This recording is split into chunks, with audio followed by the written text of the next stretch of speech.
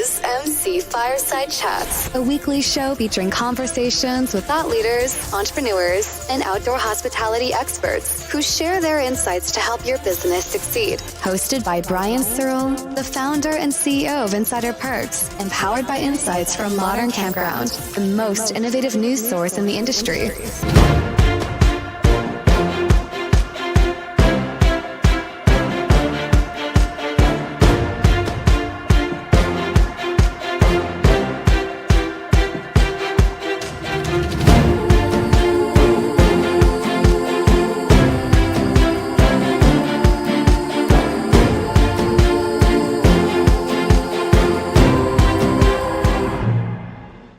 Welcome, everybody, to another episode of MC Fireside Chats. My name is Brian Searl with Insider Perks. Super excited to be here for our third week Campground Owners Focused show. And I haven't been here for 2 weeks. We took a week off for the first time in, I think, 2 years. And then my old co-host, Kara, handled the show last week. So I don't even know if I remember how to do this or if I was ever any good with it. But we'll try and see how it works out. So super excited to have some of our recurring guests here. Joe Duemig from At My Community. We've got Whitney Knepp making her return here. You were on one show, Whitney. So we have, I feel like, probably a ton of data to go over for KOA that I'm super excited to talk about. Then we got two special guests, Amy, Camp Standing Pines, and Scott Janney from Magazine Jukebox. We're going to talk about their companies and campgrounds. And then we've got a new recurring guest who's going to join us here, Candice from Staylist. So let's do a little few introductions here, right? Like, I think we know Whitney. We'll give you a chance certainly to talk about lots of things KOA. And we know Joe because he's been here on the show. Joe's from At My Community, do some really cool campground apps and stuff. But Amy, do you want to introduce yourself and talk a little bit about your business? Sure. First, thanks for having me. And I should check, can you actually hear me? We can, yes. Awesome. My name is Amy Bashor. My husband and I are currently building Standing Pines, which is designed as an upscale RV resort and campground near Hartsville, South Carolina. We plan to open in 2024 with 108 campsites. Awesome. Thank you so much. We'd love to talk to you about that. We'll dive into that. Scott, you want to give yourself a quick introduction? Yeah, sure. First, as always, thank you so much for having me on the show. My name is Scott. You said Janney. That's okay. I go by Janney or Janney. There's a long story in that, but most of my life I was called Janney, and then my dad, unfortunately, he was dying of cancer, and we went back to his hometown, and everybody called him Janney. And I asked him, I said, "Why is everybody calling you Janney here?" And he says, "Well, when I went off to the Navy, I didn't like Janney, so I just switched it to Janney." So I've been correcting people my whole life, and really, Janney is probably the correct way of saying it. But yeah, so I'm Scott with Magazine Jukebox. We are a digital entertainment platform for commercial spaces, and specifically here for campgrounds. We provide digital entertainment with a QR code and no downloading of an app, no need to give any personal information. Just enjoy video games, enjoy magazines, or enjoy trivia. So all from one scan. It's really fun. Awesome. Excited to dive into a little bit more. And honestly, like, I would have chose Janney probably too. It sounds like more eloquent in French. Right. So, except we're not French. So that's the irony is that nobody knows that until you start talking past saying what your last name is, right? So yeah.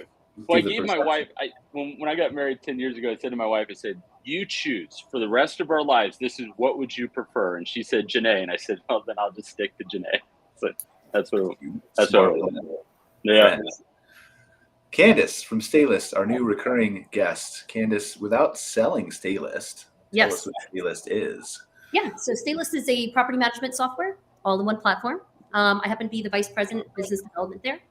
So really, we're just out here helping with the industry and kind of, sending knowledge between different platforms. Well, give us a couple one-liners on why Staylist is a little bit different, right? Yeah, so Staylist is a little bit different because it is an API software. So very much more tech stacked kind of software that allows you to kind of interface between different areas of things, kind of like an iPhone effect, versus maybe a little bit more of cumbersome kind of softwares that are out there. Awesome. Well, super excited to have you on the show again. Candice has a big background in marketing, has jumped around from a lot of different companies and been in and out of the industry for a while. So I think she'll have a lot to offer our guests on a regular basis. So do we have anything that we really want to cover here? Well, Candice also full-time for a while. Don't forget that.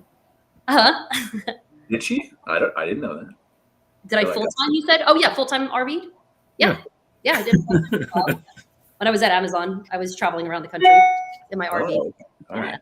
I didn't know that. So I knew you were at Amazon, but Yeah. So, all right, do we have anything big that we want to talk about, guys, before we get into, like, I really would love to dive into the KOA reports, honestly, because I'm sure there's a lot of data we missed. It's been 2 months, right, Whitney? It has been 2 months since we've been together. So do we there's have been anything? a lot that's come out. So yeah, I could talk, but I want to hear from everybody else too. Well, we will. We'll cook that, I promise. So, like, let's do, if there's something urgent, let's do, how about we break it apart? Like, because we have 2 reports or 3 that we missed. I think 2. All right, so let's start with the earliest one that we missed, and then we'll break it up with, like, talking to Amy and Scott, and then we'll do the next one. Does that sound okay with everybody here? And then anything else that comes up? Sure. I mean, data's like, I'm a data freak, so. Yeah. So I mean, the recent report, which is it's actually coming out tomorrow morning, which is the September report, really looks about how Labor Day happened for camping, which we forecasted correctly. About 73% of campers actually camped over Labor Day, which leisure travelers was only about 13%. I think the big things that came out of this month's report is that the fall and winter are looking to be extremely heavy for camping. We have never seen intent to camp so high, and especially for winter camping. So when we look at winter camping, we're actually seeing from a growth perspective about almost a doubling of intent. So it went from 17% to 32% of people intending to camp this winter. And why that's really important is because we always think about winter about snowbird camping, and this is a very different beast. And we're going to dive into this in later reports just to really understand who this camper is. But what we know is that of the 32% of winter campers, 63% would say this is their first winter camping trip ever. And it's very much correlated to the new camper segment that came into camping during COVID. So it's really exciting to see these new campers kind of look at camping like no one has before. And of those winter campers, they're looking for the top 5 experiences being backcountry camping, a hut or lean-to in that backcountry setting, a hunting trip, staying in an RV, which is great for us, for those of you that have RV parks, and then camping at a location that has an experience attached to it, like a ski resort, a festival, or a sporting event. And why that's really important is it kind of matches a lot of our early research that is all attributing the new camper to camping experiences. They're not necessarily camping like traditional campers who just went to go camping. They're camping as a way to experience other things. And so it's pushing into the fall and winter. They're looking for an experience. And it's really exciting because we should see healthier occupancy across open parks during the winter. And remember, too, that winter in the South is nice. So it's not about all camping in snow, because that's the first question is, how do people camp in the snow? All right, so 2 questions real quick. Sorry. One is the list that you provided of the order of things. Is that an order, or is that just 5 things they're looking for in general? That is actually an order. They're very close. They're all in about 30% of people looking to camp. But the highest is backcountry camping, surprisingly.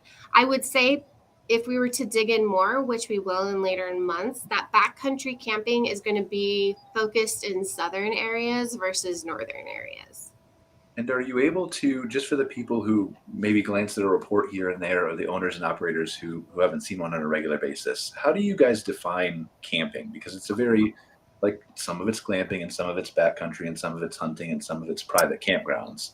Yep. How do you define that for your report, or does it change every time? It does not change, and it actually encompasses all types of camping. So whether that's national forest camping, backcountry camping, cabin camping, glamping, we all consider that camping versus a leisure travel segment, which would be like your hotels, your cruises, your Airbnbs, Now, I know there's some crossover with how people are looking at Airbnb, but that it would be a very minute area of crossover. Okay, perfect. I'm sorry, somebody was going to say a question, and I think I interrupted them.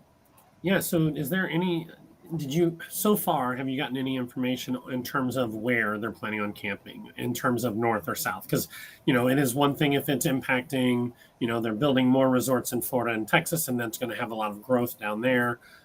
Or if campgrounds in the north have to start thinking about getting heaters and heating their water and being prepared for this type of experience. Yeah, that's a great question, Joe. So that's one of our attempts for the next couple of months is really defining some of this even more into detail by regionality and like expectations of the camper. Well, what I would say is that a lot of it's both. It's yes and. So what we know is that a lot of these traditionally snowbird camps are getting a lot of requests for non-long-term. I just want to come down in RV for a few days or a week. So it's not that traditional snowbirder that's looking to go south. They're just looking to camp. And then we also know, and especially because we do have 500 campgrounds across the United States, that we have never had so many requests at campgrounds to stay open during the winter in northern states.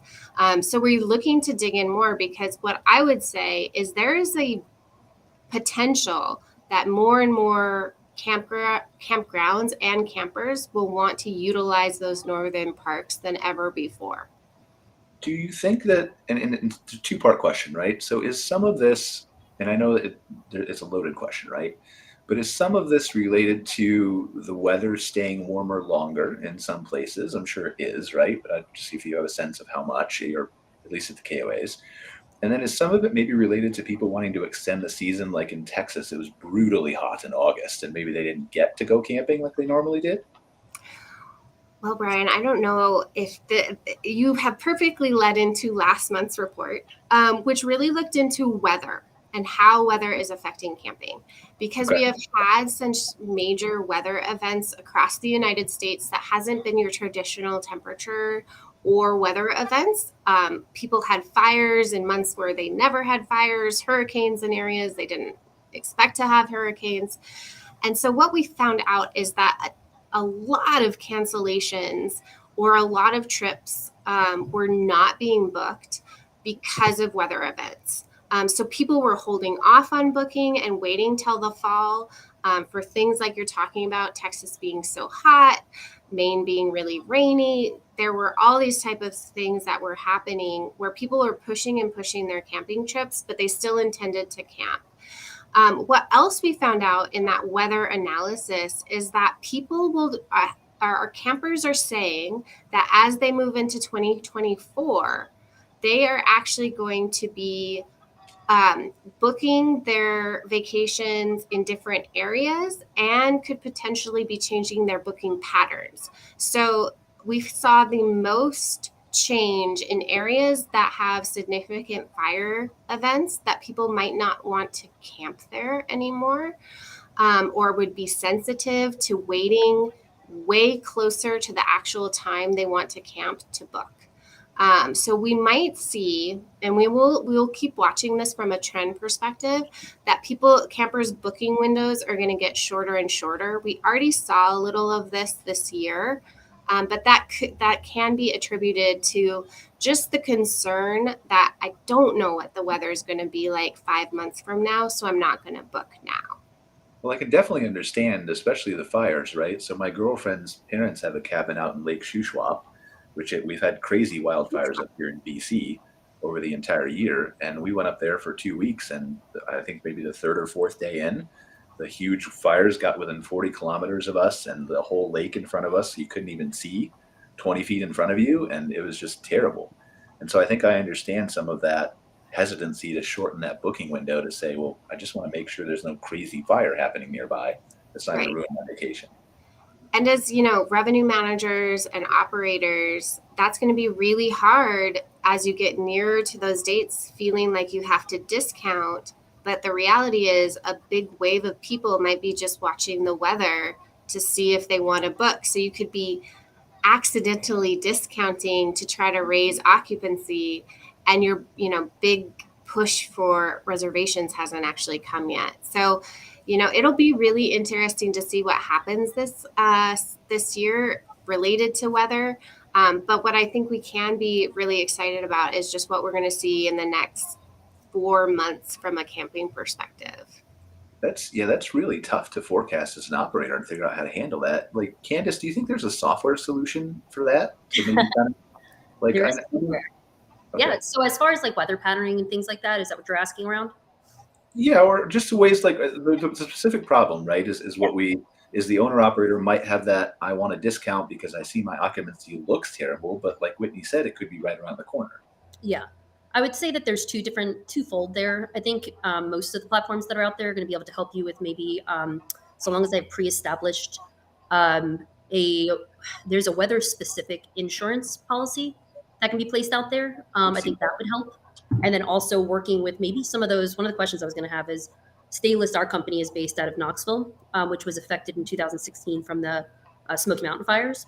And so what we did see is that there was definitely that we don't want to be there. There's a lot of fires happening. There's press around it. But what we did see is that a lot of feeder states around us were starting to get kind of those people coming to them because it was still kind of the distance in between.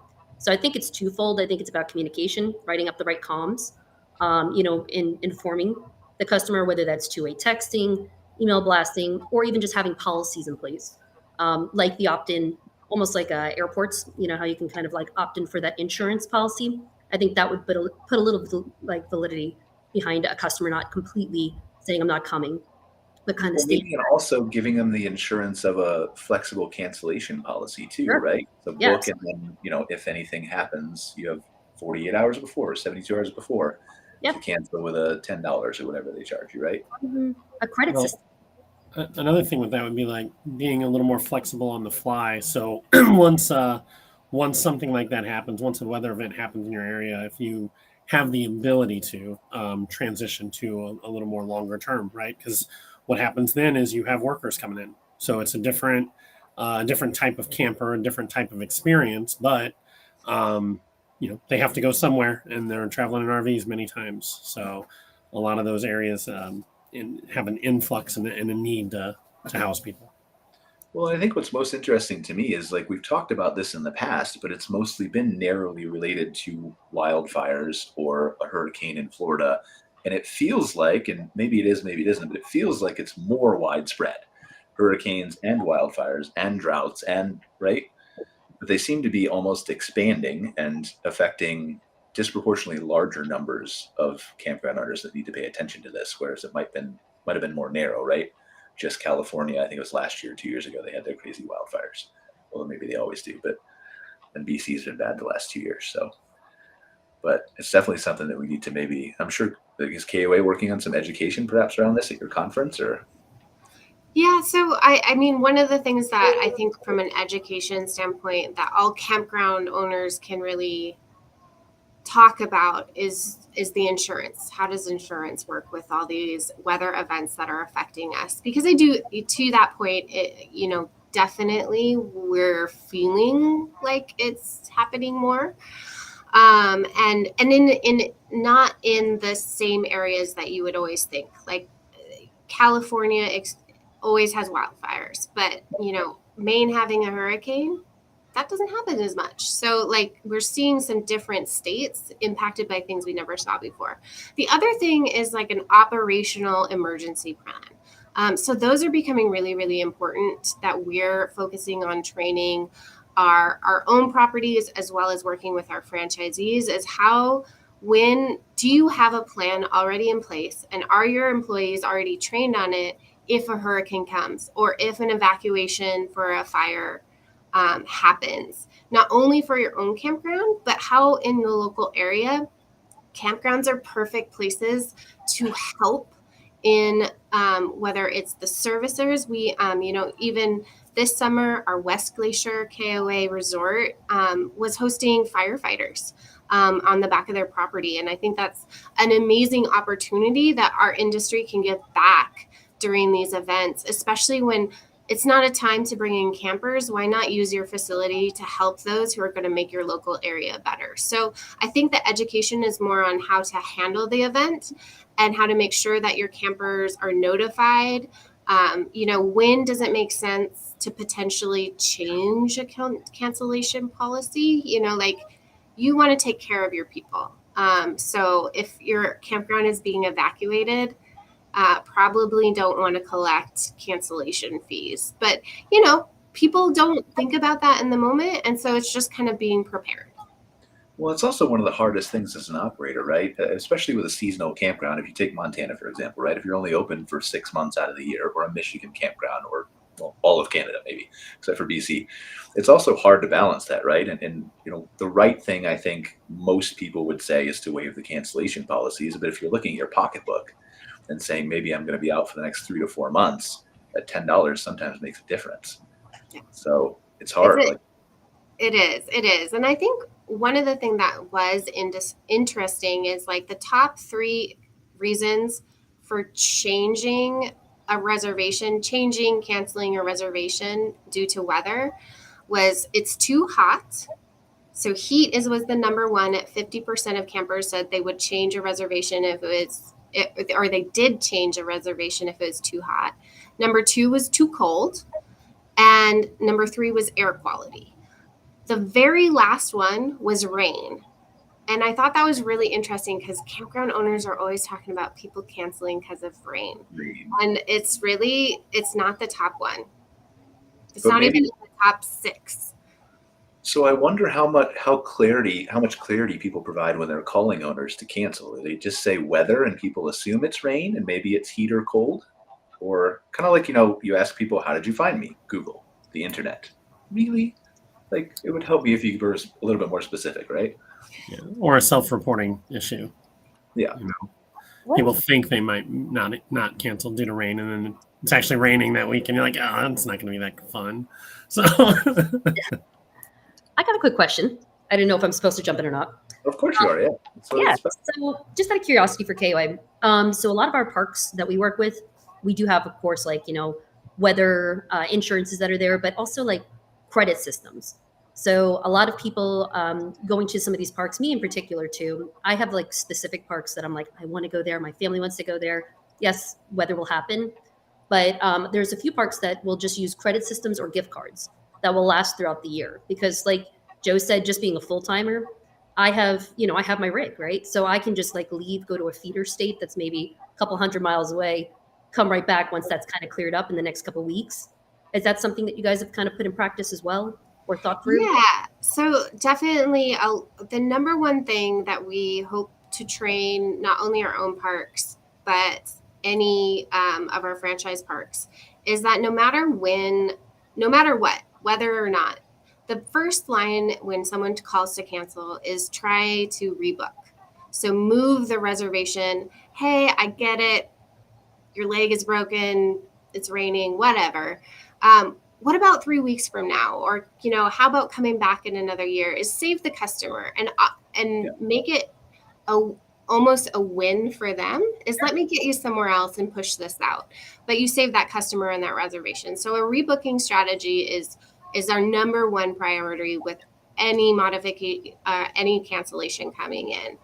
We don't have a rain check exactly policy. We have a wait list. We have the gift card, which we can do as well. But to your point, the last thing you want to do is actually cancel the reservation. So there's a whole bunch of things you can do before that we would suggest to our parks doing before, if you can, doing it before the cancellation itself. Because you'd rather have the 60, 75, 200 for a cabin than you would the $10 fee and lose them. Exactly. And back and all that. Exactly.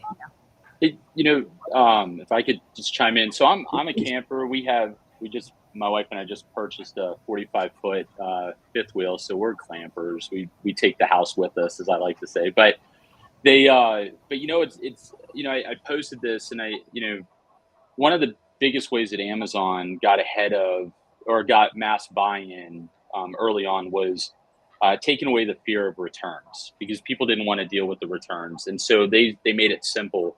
And what my wife and I have learned is that most of the like KOAs, we like to go to KOAs, assuming that now they can hold us. That's a whole different story now, trying to find campsites that can hold a 45-foot camper. But but what we've found is that most of them are very willing to move the reservation. Like that has not been an issue, and that really helps alleviate a lot of the fear and concern that we have with booking with anyone. In fact, sometimes it's been kind of neat where if we had to cancel due to whatever the circumstance was and we move it, then they let us know like, hey, good news, the new week you booked is actually a lesser week. So you're actually going to still get a refund for, $40 or something like that. So sometimes that works. And then when it goes to a more expensive week, they just lock us in at the rate that we already booked and they're allowing us to rebook for that week. So then we're not paying anything else out of pocket. So I found that experience to be really helpful, and KOAs have been really good about that. Well, that's the other side of that, speaking as a guest, it wasn't about a year ago that I was in Florida as a guest in a campground during a hurricane, and I opted to stay. I wanted to stay because I grew up in South Carolina. I'm accustomed to hurricanes as weather events, knew what to do. I was very glad that I did as a guest. It was a great way to experience the campground in a much less crowded way. And then it was a great way to experience some of the attractions in Central Florida when not a lot of other people were around. So I don't know, I almost think as both a guest and an owner, there might be an opportunity to offer some guests who want to be there a different experience than they could get at any other time.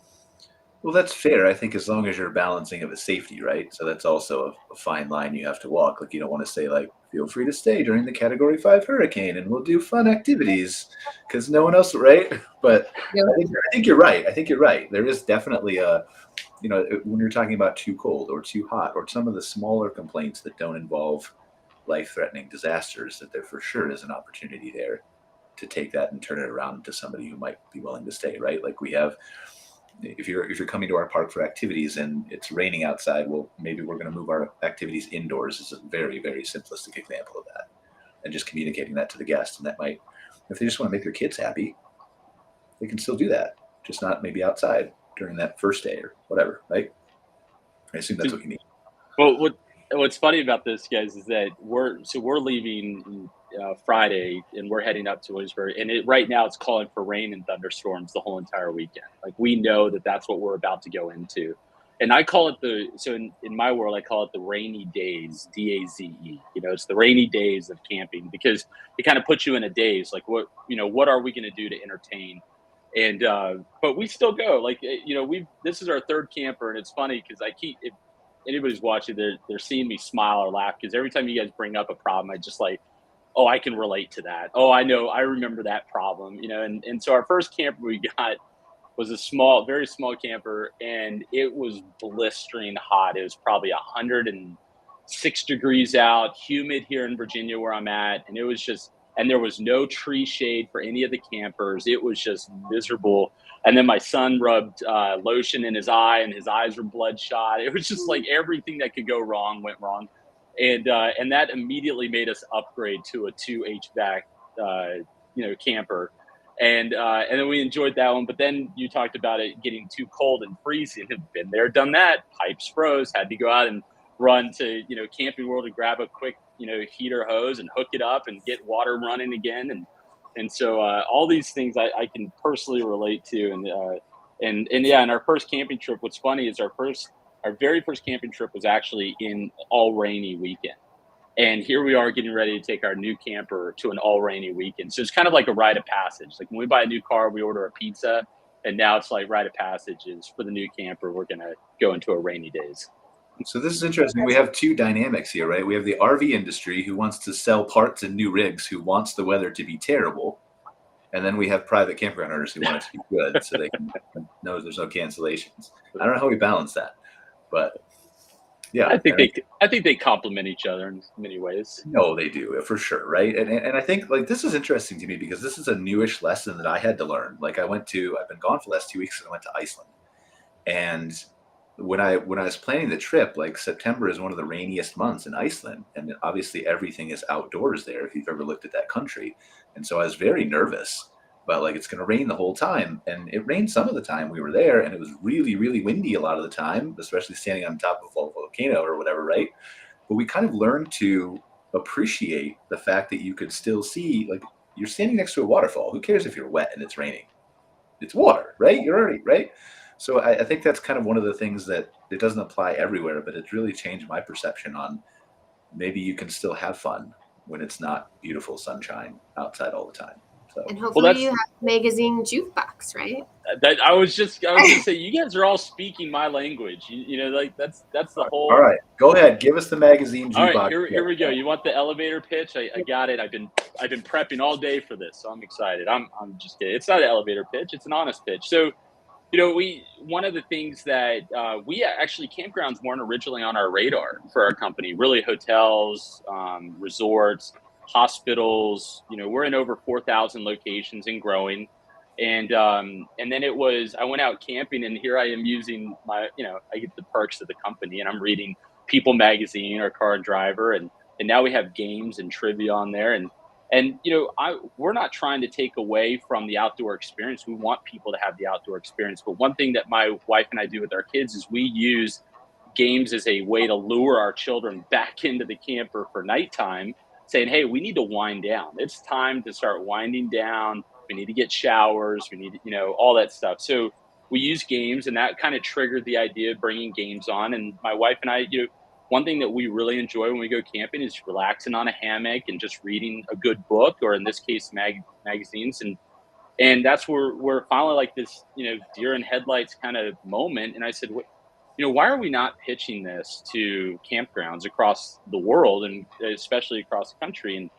And my wife said, well, I don't know, why aren't we? She tends to do that, which spars on me, like going into all this R&D. But, you know, so we, so I said, hey, look, you know, this is definitely a product market fit for us. And what we've noticed every time we check into a campsite, they always hand us a piece of paper or something. You know, it's a map of the site, or it's other QR codes that are on there, things that they can do, or maybe it's your Wi-Fi login if there's a Wi-Fi available. And I just said, you know, we're such a simple fit that all we do is we give them a QR code. QR codes are geofenced, so they only work in that facility. And that way people can enjoy entertainment on their phones. They already have their devices. They're not, you know, people are not leaving their homes without their phones. And so then when you check in, you get to enjoy magazines, games, whatever.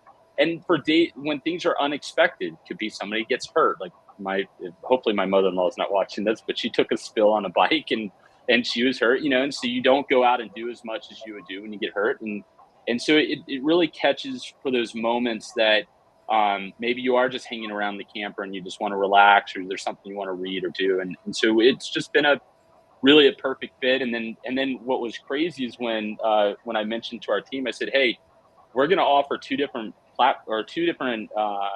you know, ways to purchase our product. And they said, okay, what's that? I said, the first one's going to be free, and the other one is going to be a premium, and it gives more perks, of course, but free is free. We don't ask for a credit card. We don't ask for any payment information, and you literally get 4 magazines and 2 games, and it's unlimited use for all your guests. And we geofence it still to your campground and location. Yes, we could geofence the entire campground, so it doesn't matter if it's 5 acres or 500 acres. We can geofence the whole thing.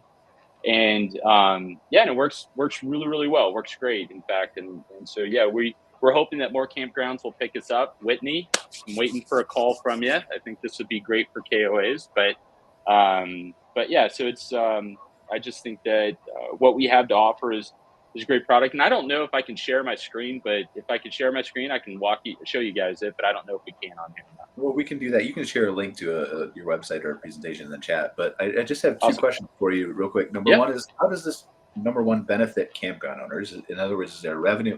Obviously it benefits them from having an entertainment aspect, right? Yeah. But how does is there a revenue share? Is there something specific to their park? And then 2, convince Joe that he needs to use this for his kids to get him back to the camper, and I'll be a believer. Yeah. So yeah. Well, with all your kids, Joe, I don't know what entertainment they like, but I appreciate the challenge here, Brian. But yeah, so you know, first and foremost is on our free. So we call it our free program. there's no revenue share because we're covering all the expense. We're covering all the server costs and all that. So there's not going to be any rev share in the free side. But on the premium side, which is only $40 a month, and we offer it to campgrounds for 50% off for the whole first year. So it's only $20 a month, and that's for the entire site, unlimited use.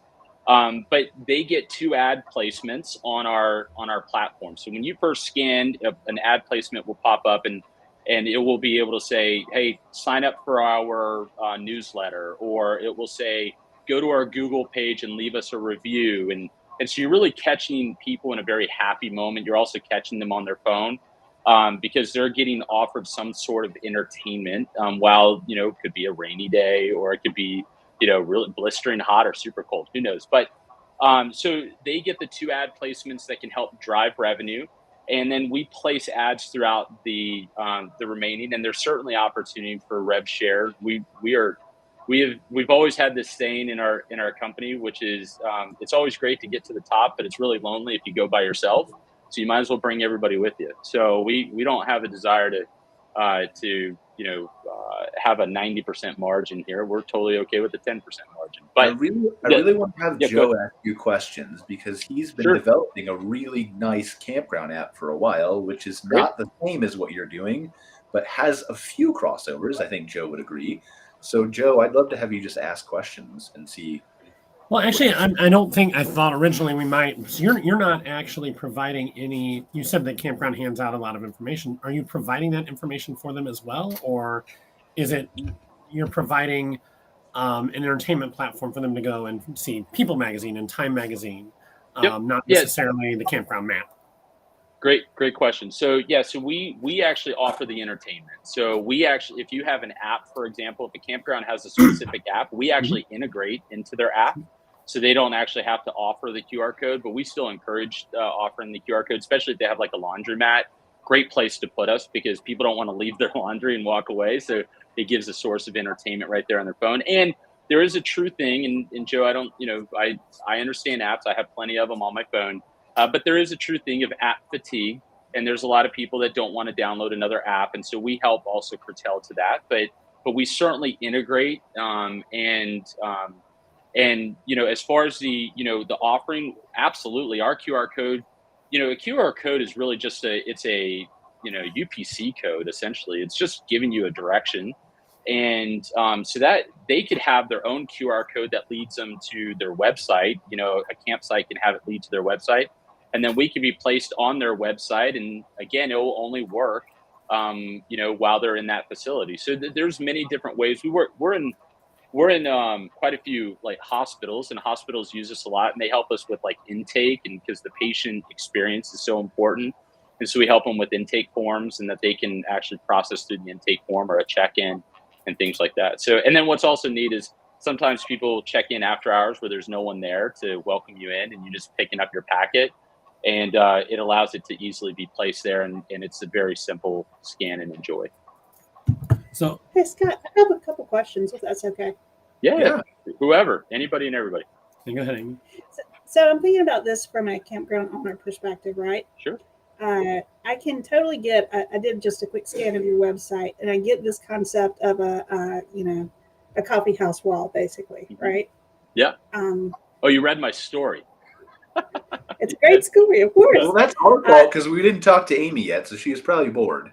I'm sorry, Amy. We're going to give you time in a second, I promise. No worries. I'm actually curious about something for Scott.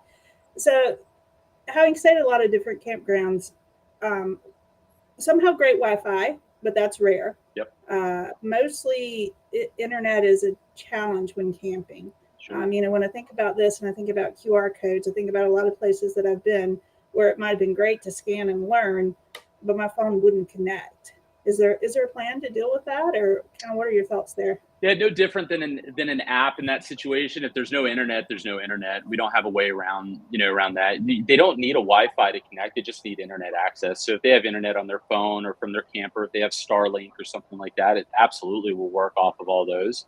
And I do understand that. I've been in campsites where there's limited to no internet access, and I will say that, Whitney, you could probably chime in more on this from a data side, but, more and more people are, are like me, business professionals who are trying, camping is our easiest way to really have a little mini vacation and still get work done. So providing a Wi-Fi in a campground, I'm sure, is top of the list of priorities for most campgrounds because they want that. But I also know that Starlink is doing a fantastic job of offering, internet access to a lot of people, and campers now are coming more equipped with Wi-Fi. And here's to all you campers out there: if you have a Wi-Fi that works on your camper, just share it. Be kind and share it. If there's no Wi-Fi, like, what is it going to matter? But I say that, use security. I'm not a security guy, so whatever. But yeah, there's always going to be that issue. But one of the nice things about us too is when it comes down to the physical offering of a magazine, the problem has always been is, let's say I like Car and Driver, and Brian, you like Car and Driver, and there's only one Car and Driver magazine. You get there before me, and I can't. Then Car and Driver's out. I can't access it. But with our platform, you could have 100 people reading Car and Driver. It's always up to date. You don't have to worry about someone stealing the physical magazine.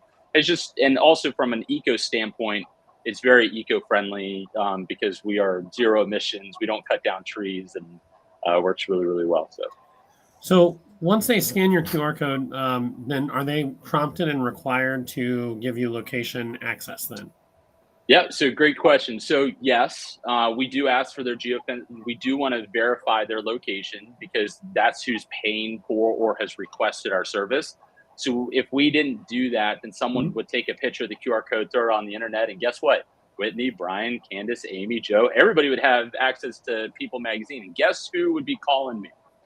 Meredith would be calling me and saying, hey, you're not supposed to be giving away our magazine to everybody in the world for free. So yeah, so we do have to geofence it. And also for those who do pay for the service, think about it, they're not paying for that service for their, the next over maybe KOA or campsite. They're not paying for them, they're paying for their site. So it shouldn't be in that case. But for those who don't want to give their access, which that happens, we understand that, we immediately prompt a code that is unimpeded, and it allows us, they have to give a little bit of information though, like they may have to give like at least where they're at and that code, and we recycle that code every week anyway. So that's how we protect that it's not just a code that's being spit out. So they may get the code one time, but they have to come back there to scan the code in order to get that unimpeded code. So we understand the limitations there on both. Not everybody likes to give their location.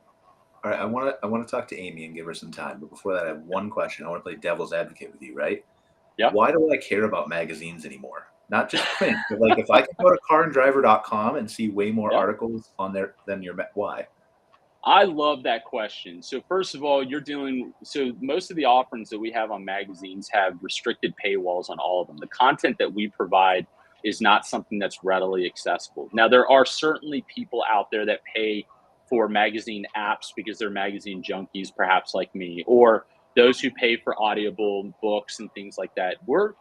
When it comes to finding the content on the internet, there are definitely snippets, but the average consumer has not read a digital magazine cover to cover.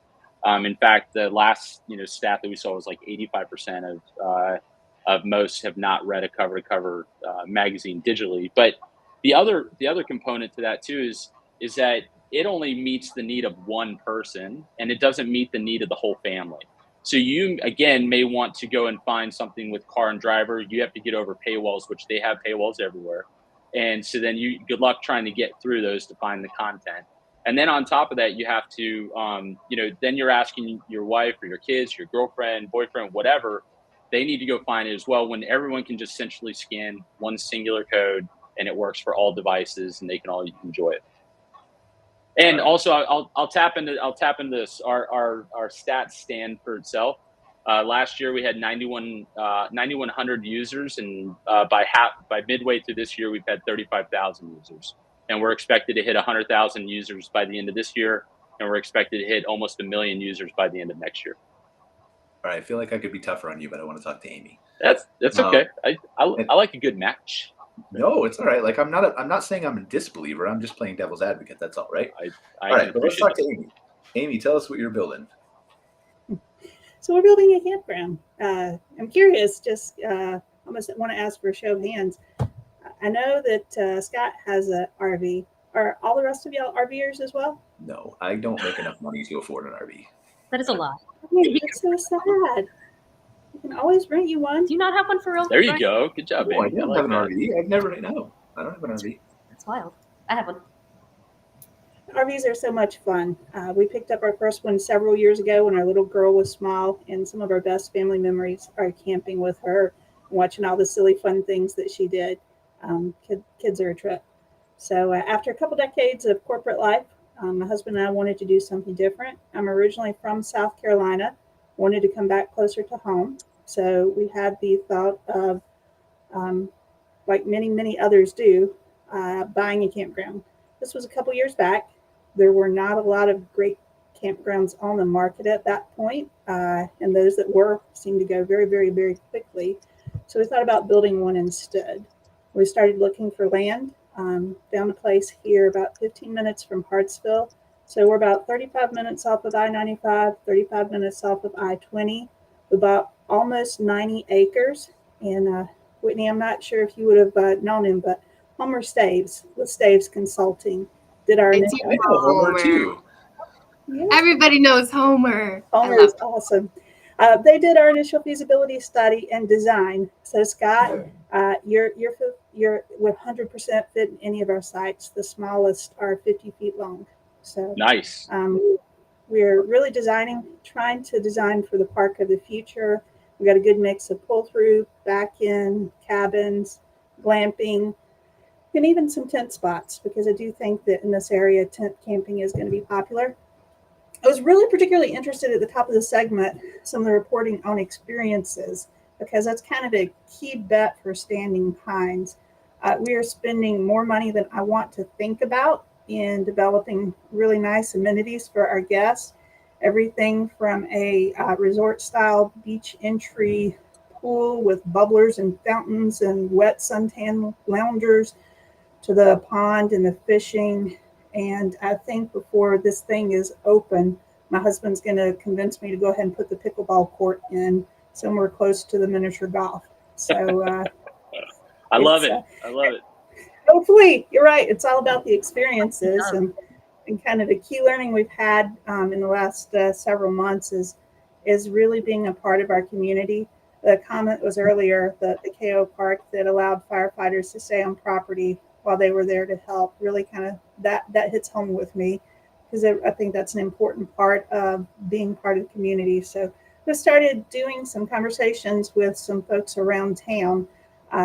3 parcels behind us, 5-minute drive, there's an organization that does horse and dog rescues. So they offer trail rides and horseback riding lessons to the public for like $35 an hour. So we won't have horses here, but we'll have a good connection to guests who might want to go and for the first time ever, book a ride on a horse or just go pet one, because a lot of kids have not done that. Then Black Creek Wildlife Rescue is nearby as well. And I believe that they may be willing to work with us to bring some animal ambassadors on site. So I truly hope that the reporting is right and it's all about the experiences for guests, because that's kind of our key bet. Well, it is all about the experiences, right? It's not even, you don't even need reporting for that. And the thing is that the experience is such, like the word experience is so loaded. It goes from here's a warm chocolate chip cookie at check-in to a free coupon for an ice cream cone for your kid, all the way up to like really luxurious glamping experiences, right? That people charge $500, $600, $700 a night for. So experience is a loaded word, but that's always what, does anybody disagree with me? I think that's always what it's been about. It's just different at different places. Yeah. The customer experience is, a lot of that took a back seat. And, I think what's interesting about COVID is that COVID taught us a couple of things. One is we needed Mother Nature more than ever. We learned that Mother Nature was super important. We've always known that, but made it come.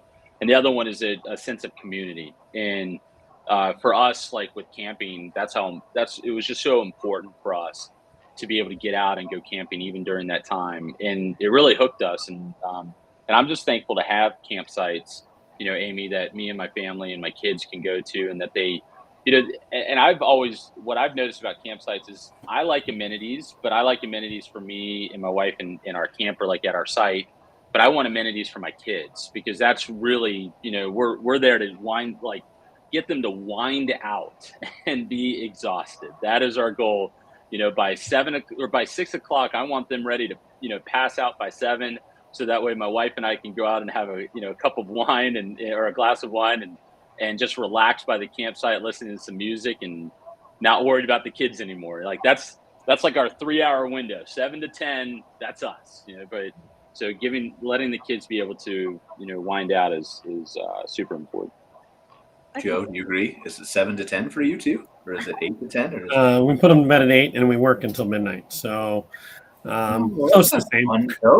Yeah. Come on. Oh, man, no rest. I'm the exact same. I think a lot of women make the decisions too on the travel planning. And I know that one of the biggest things for me specifically, especially with my family, is just that memory base. So as long as I know it's clean, I'm making memories with my family. It's something I can look back on. I think that's when you're going to get that loyalty really built in and that branding. So exactly what you're kind of going after, also putting in that element of that really kind of like philanthropic kind of feel to it too. I think you're going to attract like the right people.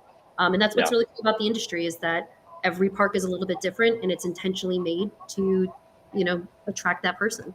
So I think you're on the right path. Yes, Candice, it's funny you should bring that phrase up. The tagline that we're thinking about trademarking is discover memories together. Amazing. So, yeah. That's what it is. I mean, women are the primary purchasers and the decision makers. They're constantly researching. We enjoy that process of it. Not to say it's always women, but for the most part, we're kind of over there making those little bookings and stuff. And I think if you just really example whatever it is that you're trying to take in there, you're going to have that loyalty, that recurring, even maybe generational review. So that's where it goes. Candice, that's 100% correct. I mean, my wife, she just sends me, she'll be like, hey, by the way, we're going camping this weekend. And be like, all right, when do you need me to go grab the camper out of storage? Yeah. So that's get up, guys, de-winterize it. Let's go have fun, with the kids. I don't care if it's rainy. Just playing Scrabble in that park might be 100%. Well, we got a toy hauler now finally. So now we have like the little garage to play in. So I'm trying to figure out how I can make like a half pipe for skateboards back there or something, like really just destroy things. That's what me and my boys do. Good. So you're looking for a campground with a pump track. That would be fun for them to play with. Absolutely. Yeah. Cool.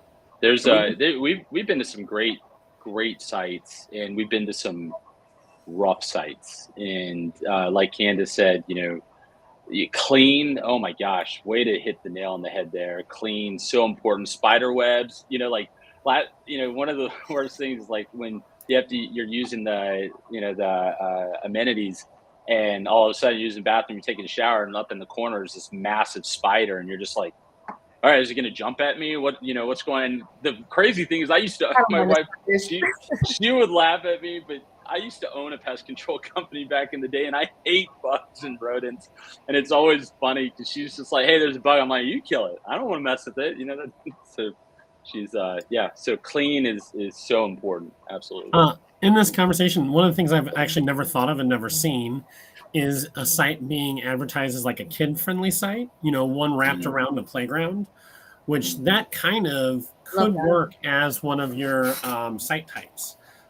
Because that's where we prefer. I mean, with 6 children, if we can just be at the camper and let them play on the playground right there, that's awesome for us. Near the playground, near the playground, or wrapped around the entire playground. Your kid has to defend the playground from everyone else. He's right though. That's so Joe, probably if you had a couple friends going with you, one of the site types you'd enjoy are quad sites. Yeah, quads are we buddies. have 3 others who go with you, and then you've got the whole little private green space. Mm-hmm. So we'll have some things for kids to do there, but also that's, I don't know, one of the things that really appeals to me about campgrounds is it feels like overall as a country we've lost some of the safe spaces for kids to be kids. And so the thought of contributing and giving back a place where you can bring your family can have fun and it's safe, that's truly appealing. But only if you rent the site that's wrapped around the playground. You've got to be right. Otherwise, you don't. Like little Janney have access to the playground. One of the other kind of, again, going on the same thing, one of the amenities that would always move someone to the top of the list just because my children absolutely love it is the lazy rivers. Over a pool any day. That's what they just love. And anytime, we've probably been to not that many, 4 or 5 different campgrounds with lazy rivers, and they'll spend their entire time in there. So phase 2. You know what's interesting? I saw this happen. It was up at Jellystone, up in called the Chickateague Island. If you guys haven't read the book of the Chickateague Ponies or something, it's a really neat read. But what they did is that they encouraged a water park company to build next to their campsite. And then they partnered with giving gifts. So Amy, as you're building that out, you may not have to fork out the bill. Talk to a water park company that may want to build next to you, and then you just partner up. That way you don't have to take on that liability either. One of the criteria on our list for where we were going to be was that we have to be within 15 minutes of a family attraction. So we're within 15 minutes of Neptune Island Water Park in Darlington County. Cool. So they have a really nice lazy river. I spent a lot of time floating on that river this summer. You're speaking my language. I'm ready to go. Here we go. Where can I find a lazy river? One other thing too that really, I guess, just for me, like when I'm traveling, is I really like having a camp store. I know that sounds ridiculous, but having just like firewood, ice, like just knowing that it's right there, there is something special about being able to give the kids like a couple of dollars and just that kind of old country store feel. That's something that's very nostalgic too, that tends to bring in a good amount of income, depending on how you're inventorying things. But that's just definitely something to kind of keep in mind, even if it's very limited. It just kind of has that little memory touch to it. It also bring back the adults to be lazy too, right? So that's Yeah. a plus for I want to go in there and get a soda. Yeah. Bring back I was just say, bring back the quarter bubblegum machines, you know, and the kids throw a quarter in there and twist and a piece of bubblegum comes out. Like, bring those back. I do that. There's a store that was called Easier Times, I think it was. And I was like, man, if I owned a campsite, I would just mirror what they're doing, because they just bring back everything from the 50s, 60s, 70s. And, you know, my kids, they love that stuff more than this modern day stuff. So it's like, I think it's a cool idea. Camping is nostalgic. I haven't convinced my husband yet, but I'm still trying for one of those like whiskey barrel sit down and stare down at Pac-Man games. You remember, like we're in Pizza Hut when we were kids? Like, I totally think we should get one of those and put it in the Welcome Center by the snack bar. Kids love arcades. Kids love arcades. Like, my kids just love going and playing arcades. But you want them to do that while they're camping is the thing, right? So this is I want them to go do everything. That's, we pick out like, hey, Thursday night is arcade night. Friday night is movie on the big screen outside. Saturday is go ride horses. Sunday, like, we always try to pick out something big or something fun, and you don't sit, you're at an arcade for maybe an hour. What are you gonna do with the other 18 hours of the day that outside? So. Joe and Scott, I was just kind of thinking as y'all were talking earlier about that magic hour of getting the kids to bed, right? So we are working on, and in fact should publish later this year, the first illustrated storybook for Standing Pines. It's Rascal Raccoon Takes Responsibility. So those will be available in the camp store, but it's 100% a illustrated storybook that's designed for parents to have fun reading to their kids, because that's one of the things that my husband was a designated reader most of the time when my daughter was little. And now she reads to him a lot of nights. So it's really, really a cool family experience to just. All right, I think really great. We're running out of time here. We have a couple minutes left. I think the easiest thing from what I'm hearing is the retro entertainment for the kids, right? But you could just build like a machine that drops like remember the gumballs that used to go around the thing and the kids would have to watch it for like a minute and a half before it would actually come at the end. If we just build one of those that goes through the entire campground, so it takes them like 3 days to follow it, and then it keeps you busy, it gives the adults time, but then at night it'll just drop in through the skylight of the RV right in their bed, so they're inside and ready to go to sleep. And then just solves all the problems. Yeah. Amy and Scott, you're new to these thoughts. Candice, welcome back. Thank you. I appreciate it. I think that would work. I think it would work. Amy, can we build that? Can we? Yes. Should we? No. You always shoot down my ideas. All right. Any final thoughts before we go? No, just congratulations on the park and the businesses. Yeah, great success there. Yeah, appreciate you guys having us on, and look forward to working with many campsites. Where can they see more about Magazine Jukebox? Magazinejukebox.com, needmagazines.com. You can find us on all social channels. I'm very active on LinkedIn. People can find me /ScottMJB. I do always encourage people to connect with me on LinkedIn.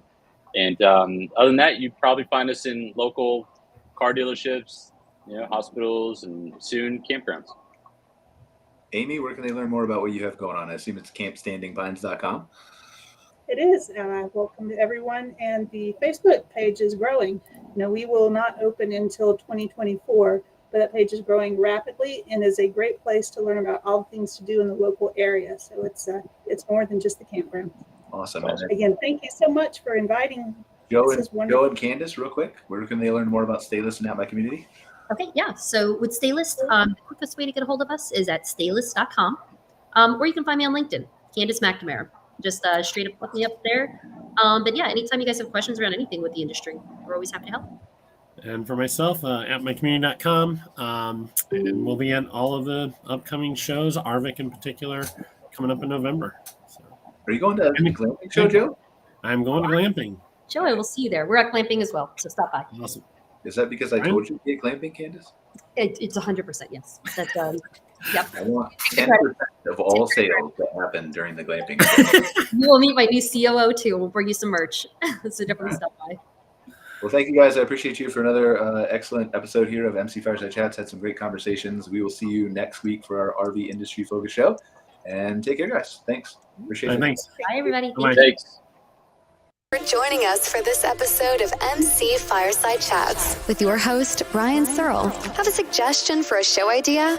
Want your campground or company in a future episode? Email us at hello@moderncampground.com. Get your daily dose of news from moderncampground.com. And be sure to join us next week for more insights into the fascinating world of outdoor hospitality.